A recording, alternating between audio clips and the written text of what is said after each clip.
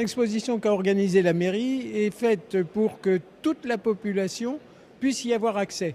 C'est pour ça qu'on a choisi la place de la mairie, qui est de plus en plus fréquentée, et avec une petite animation et quelques petites astuces, comme en particulier ce magnifique tapis qui est une vue aérienne où chacun peut venir voir les endroits qu'il aime bien dans Neuilly. La seconde chose, c'est des panneaux fixes qui vous racontent toute l'histoire du PLU de Neuilly avec les principales orientations.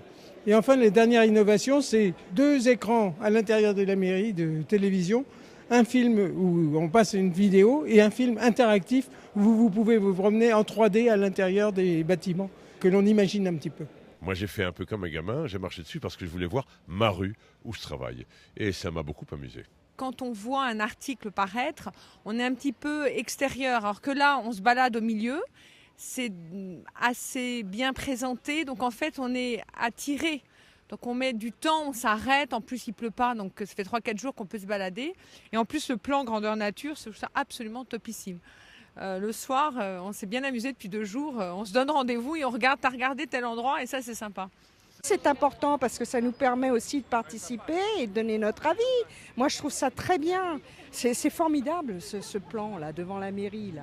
On peut pas passer à côté, c'est bien simple.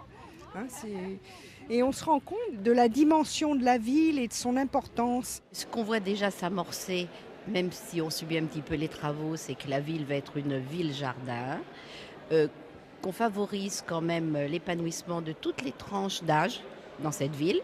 C'est important et qu'on recherche toujours ce qui a été recherché à Neuilly, le plaisir d'y vivre.